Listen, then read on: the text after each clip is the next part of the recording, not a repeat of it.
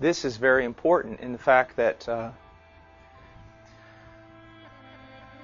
a serious striving toward theology, correct theology,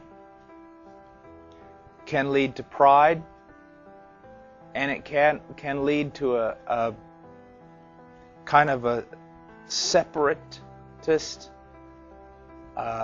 attitude toward people that causes you to be cold, judgmental, and critical.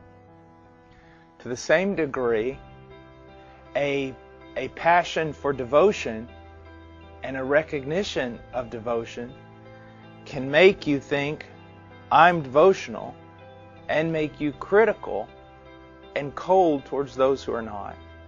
In the same degree, what I was talking about this morning, ethics of really trying and seeking to live the Christ-like life, can lead you to a separatist type of lifestyle in which you are cold and critical. Because in all three of these errors, the main teaching of Christ is lost. That of love,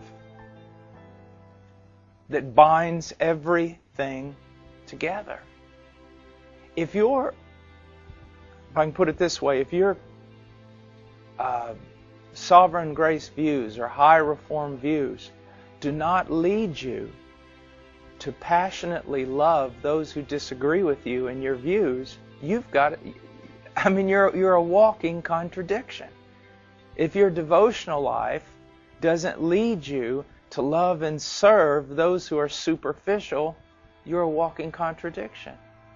And if your ethic does not cause you to love and be passionately concerned for the antinomian, then you're a walking contradiction. That is so important to understand. And I think the whole thing comes down to what? Centering upon Christ. Centering upon Christ. But just look at all the pitfalls we're running into.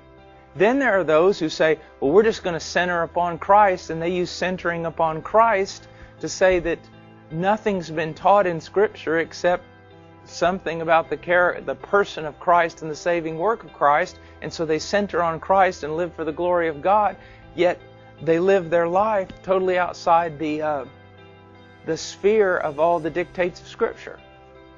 There are pitfalls on every side. That's why Conrad Merle, in a sermon he preaches about the truth,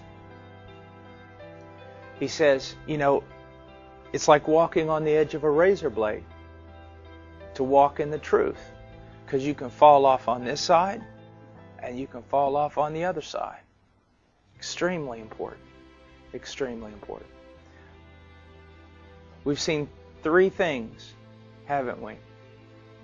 Correct theology, correct ethic, correct worship that we ought to strive for, at the same time recognizing the pitfalls of, in striving for those things, we can become proud about striving for those things. During the Reformation, you saw the difference in their emphasis.